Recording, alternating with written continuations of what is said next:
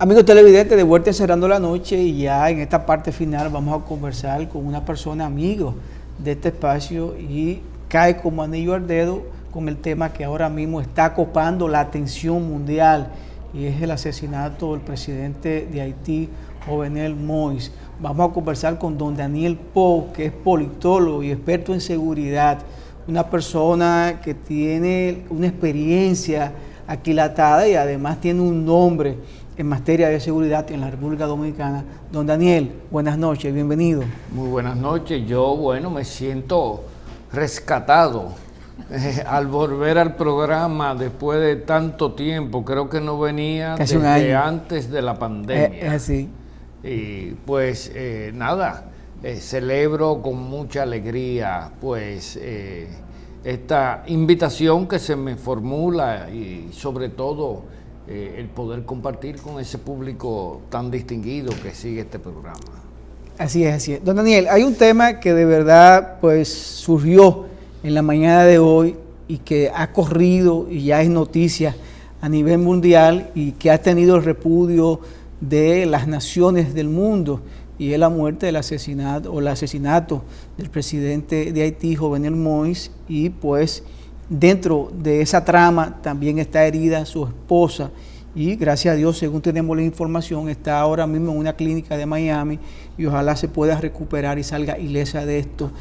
¿Cuál es la lectura que tiene Daniel Pou con la experiencia que tiene? ¿Qué pasó allí? Se habla de que fueron un sicariato, agentes infiltrados que se vistieron de agentes de la CIA, se hicieron pasar por la gente de la DEA. Se hablan de muchas cosas. ¿Cuál es la lectura que tiene Daniel Pou hasta ahora de lo que sucedió allí? ¿Por qué no tenía seguridad? ¿Por qué durmió en esa casa? ¿Cómo se enteraron? Todas esas interrogantes a ver si nos puede ayudar. Bueno, en este magnicidio, porque se trata del asesinato de un presidente de la República, han confluido muchos factores. Si lo miramos un tanto en perspectiva, hay que decir que en Haití en los últimos meses se han producido manifestaciones, podríamos decir, con características un tanto diferentes a las que se habían producido en otros momentos y en otras coyunturas, que incluso pudieran haber sido más sangrientas. Pero en estas manifestaciones, sobre todo en los últimos 4 meses, veíamos, y era un elemento bastante evidente, que las manifestaciones no eran las clásicas manifestaciones de la población que se lanza a las calles por un motivo reivindicativo, sino que eran manifestaciones que en lo general estaban propiciadas desde sectores que tenían poder económico, sobre todo porque estas manifestaciones por lo general estaban encabezadas por grupos armados, bandas armadas muy bien armadas, dicho sea de paso. Y hace 2 semanas la última manifestación de este tipo la encabezaba un ex oficial de la policía haitiana que contaba con una milicia de cerca de 450 hombres debidamente armados. O sea, no eran las manifestaciones espontáneas, así de protestas como estábamos acostumbrados a ver. Pero lo que ha sucedido en el día de hoy no es tan solo un magnicidio. Tenemos un golpe de Estado en Haití con un magnicidio. Fíjese a ver, hace apenas 2 días el presidente Moïse destituye al ex primer ministro, a Claude Joseph, y designa como primer ministro a el señor Ariel Henry. Ariel Henry fue ministro de Interior del presidente Martelly, un hombre con una gran capacidad y que conocía y conoce todos los intríngulis por haber sido ministro de Interior de esos vericuetos y esas fuerzas soterradas que se mueven en Haití. Todos los ministros de Interior siempre han tenido su equipo de inteligencia que los nutre. Pero hoy, a raíz de darse a conocer el magnicidio del presidente, en vez de asumir la presidencia, el señor Ariel Henry, que había sido designado el día anterior como primer ministro, quien toma la presidencia es el señor Claude Joseph. Que había sido destituido. O sea, eso llama mucho la atención. O sea, había que eliminar al presidente para darle un golpe de Estado a un primer ministro que acababa de ser nombrado. ¿Por qué? Porque el primer ministro es el que le corresponde asumir la presidencia del país. Hay que recordar que en una entrevista el presidente de Haití,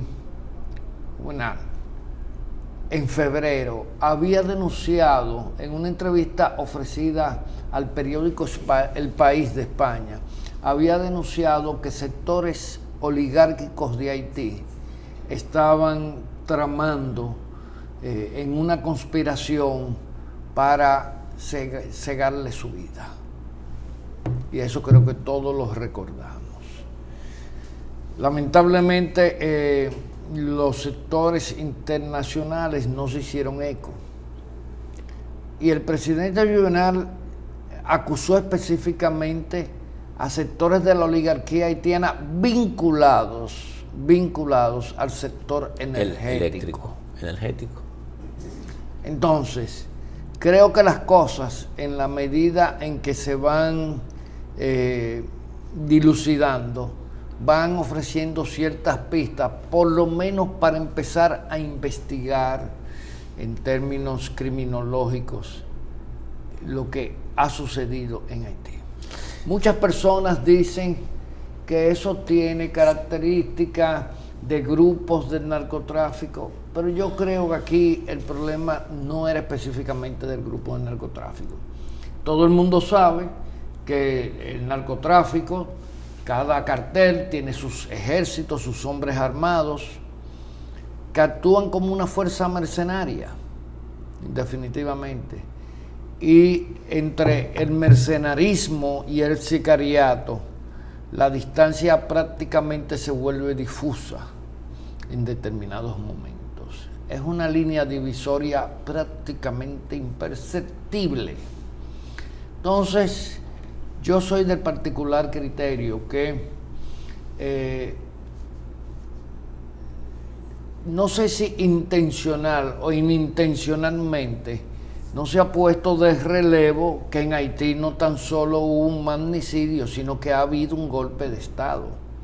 Porque ¿dónde está el primer ministro designado antes de ayer? ¿Cómo es posible que el primer ministro que fue desplazado por el presidente Juvenal sea quien ocupe hoy en día la presidencia como sucesor natural del presidente Juvenal? Entonces, ahí tenemos indicios bastante fehacientes de que lo que ha sucedido en Haití es una trama de sectores de poder, que todo el mundo sabe que la sociedad haitiana pues tiene unos círculos concéntricos de sectores de poder, y que desde hace algún tiempo se ve en progreso un enfrentamiento directo. Ahora quedará a la comunidad internacional, a los organismos multilaterales, organismos como la OEA, como a las propias Naciones Unidas, buscar una solución, porque esta situación puede ser la punta del iceberg, y el iceberg en Haití es una guerra civil. Pero una pregunta, don Paul. Habiendo previamente denunciado el expresidente haitiano Juvenal la posibilidad de que esos sectores atentaran contra su vida, es de imaginar que las agencias de inteligencia internacional que están en todos los países, aquí actúan como 15 y hay gente que piensa que no. No, que en todos los países algún nivel de protección, alguna estrategia para proteger al presidente haitiano. Y como que resulta muy light pensar que de buenas a primeras llega un comando a la residencia donde estaba durmiendo y nada. Entra y acaba con la vida de él y casi con la de la esposa. Se dice que los hijos también, no sabemos si estaban ahí o en otro lugar. Estaban fuera. Mira, es que las agencias internacionales no se involucran en eso. Ellas pueden servirte información. Ya a él se le había advertido. Es una decisión política de alto nivel. Matar a un presidente es una decisión. Claro, un magnicidio, y más en este momento. Entonces, habría que ver hasta qué punto determinados países podrían estar apoyando esa situación. Pero eso es el segundo plano, claro, mi querido amigo. Lo único que yo hago estos señalamientos para que no estemos buscando el perro en la casa de al lado. No, porque es muy fácil decir que se trató de un hecho de bandas. De bandas. Y del narcotráfico. Como lo han querido promover algunos medios de prensa internacionales. Entonces, por lo visto no. Juvenal fue muy firme, muy directo y muy contundente, denunciando a un sector de las élites haitianas que no le interesa el capital humano de ese país, que no se interesa por la sociedad haitiana y que tiene sus propias agendas muchas veces desgarradoras con relación a los intereses de lo que es la nación. Entonces, yo creo que hay un buen caso que ofrece suficientes pistas. Algunos han querido distraer que si la gente que cuidaba a Juvenal lo traicionaron, etcétera. Bueno, todo es posible. Todo eso, pero eso no es lo medular. O sea, ¿quién está detrás de eso? Es evidente que tenemos un magnicidio, pero también tenemos un golpe de Estado. ¿Por qué llevar a Yotze a convertirse en el presidente de Haití? ¿Y con qué autoridad se autoproclama? ¿Y con qué autoridad? O sea, indiscutiblemente que Juvenal había tenido muchos problemas con la confrontación de si él ya había superado el proceso del mandato constitucional. Pero si lo tomamos a pie juntillas, Juvenal tuvo casi un año para poderse juramentar después de haber sido electo. Sí, así es. Y ese es un problema. Y el periodo de un presidente se inicia cuando el presidente se juramenta. Porque no es que te elijan, es que te elijan y te pongan en posesión del puesto. Entonces, él decía que su periodo pues finalizaba en el 2022. Ahora, lo que llama la atención es que había elecciones convocadas para septiembre de este año. O sea, estamos hablando para dentro de 2 meses. ¿Cuál es la premura de asesinar definitivamente de Juvenal, que ni siquiera tenía la posibilidad de poderse volver a reelegir? Aunque hay que decir que Juvenal en algún momento estuvo tratando de promover una reforma en Haití, y muchos sectores dicen que en esa reforma lo que se iba a buscar era la reelección. O sea, la posibilidad de ir al torneo electoral en busca de la reelección. Entonces, este entramado de situaciones te dice que no hay que buscar nada fuera de Haití, que en Haití y en los grupos que se disputan el poder es donde están las claves y las causas de ese magnicidio. Don Daniel, ¿cree usted que las condiciones están dadas? Ya hemos escuchado petición de algunos países, presidente, de que se vuelva a intervenir Haití. Haití fue prácticamente hace unos años que se fueron las tropas de las Naciones Unidas de esa nación, y volver a una intervención, no sé si sería para bien o para mal de esa nación que es la más pobre del hemisferio. Mira, el fracaso de la MINUSTAH en Haití es estridente. Cuando tú valoras el resultado de la MINUSTAH, lo que hizo fue tardar un proceso que terminó tan pronto sale la MINUSTAH recrudeciéndose. Yo en lo personal he propuesto, y un día hasta me fui víctima de las amenazas de un diputado haitiano en un evento internacional en la capital de aquí, de República Dominicana. Yo he propuesto que Haití sea asumida por un fideicomiso de Naciones Unidas de 20 años. Un fideicomiso de Naciones Unidas no quiere decir tan solo llevar militares a tratar de mantener un orden vegetativo, no. Cuando estoy hablando de un fideicomiso, estoy hablando de un gobierno implantado que desplace toda posibilidad y todo proceso, incluso de representación por la vía del voto, durante 20 años, hasta que en Haití se consolide los estamentos institucionales para hablar de un Estado social y democrático de derecho.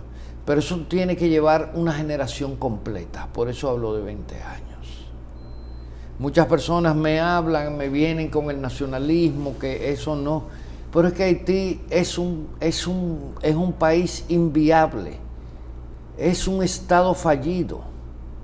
Haití no tiene posibilidad porque no hay en Haití quien apueste por la nación. Haití es una plaza pública donde todo el mundo vende y compra cosas, menospreciando de una manera radical el valor de lo humano. Entonces, desde ese punto de vista, en Haití se ha demostrado que ni siquiera sus élites se encuentran en capacidad de darse su propio destino. Es una posición que a muchos les resulta temeraria, pero yo soy del particular de que es la única salida que tiene Haití en estos momentos. Y no hay posibilidad de que en Haití nuevos actores sociales puedan aportar a la reconstrucción con la ayuda internacional. No hay señales ni siquiera de que existan esos actores. Esos actores va a haber que empezarlos a gestar en un proceso, y posiblemente dentro de 20 años, esos muchachitos que están haciendo el bachillerato, que están en la escuela primaria, sean lo que les toque dirigir una nación viable, con perspectiva de futuro, con justicia, con dignidad. Pero mientras estas élites haitianas no tienen ningún tipo de capacidad, ni tienen siquiera la integridad moral y ética para asumir un proyecto de esa naturaleza. Entonces, mi punto de vista es que Haití tiene que ser intervenido en un fideicomiso con una primera etapa a 20 años y posiblemente una segunda etapa ya para provocar la transición de 10 años más hasta que Haití pueda tomar sus propias riendas y presentarse como una nación ante el mundo. ¿Y ese no fue en principio el objetivo de la ocupación con la MINUSTAH? No. Trabajar por la reconstrucción. Es que esas son consignas, mi querido amigo. ¿Qué hizo la MINUSTAH? La MINUSTAH operaba con los poderes fácticos paralelos que había en Haití. Hicieron muchos negocios, se acumularon, se atesoraron grandes fortunas con la presencia de la MINUSTAH. Muchos ejércitos latinoamericanos alquilaron sus tropas, sus tanques de guerra, sus carros de asalto, sus vehículos, porque eso es en alquiler, nada de eso es gratis. hicieron grandes negocios con Haití. Y a final de cuentas, el pueblo haitiano salió perdiendo, con una lágrima en cada ojo, porque todavía a la fecha son privilegiados en Haití las personas que tienen un documento de identidad para exhibir y decir, yo me llamo Pierre Michel y mire mi documento de identidad. Pero Haití es un país de zombies sin identidad.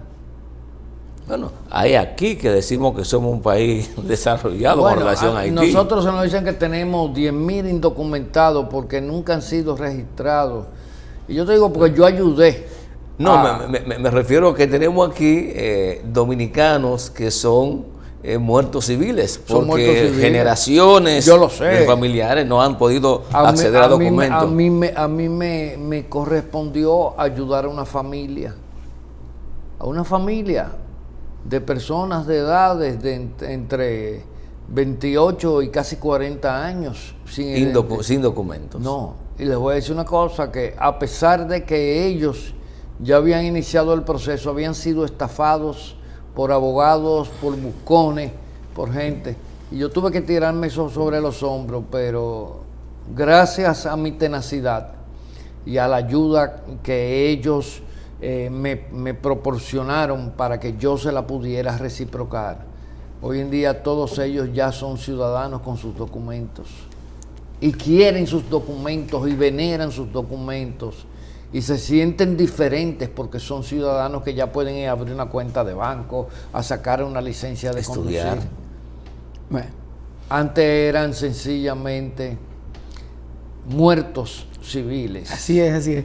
Don Daniel, la verdad que se nos agotó el tiempo, nos circunscribimos al tema haitiano, que es el tema del momento.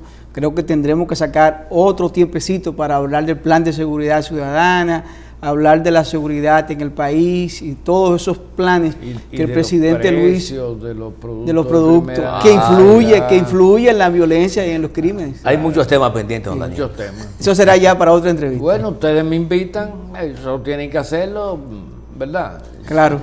Así que la pelota está en su cancha. ¿Cómo no? Muchas ¿Cómo no? gracias. Señores, conversamos con don Daniel Pou, politólogo y experto en seguridad. La verdad que fue un placer tenerlo con nosotros aquí, encerrando la noche, y nosotros también esperamos que ustedes hayan disfrutado de esta intervención de él en este espacio. Gracias, don Daniel. Gracias a ustedes, amigos televidentes, este equipo encabezado por Junior Espinosa y quien les habla, Giovanni Almonte. Nos despedimos y hasta mañana.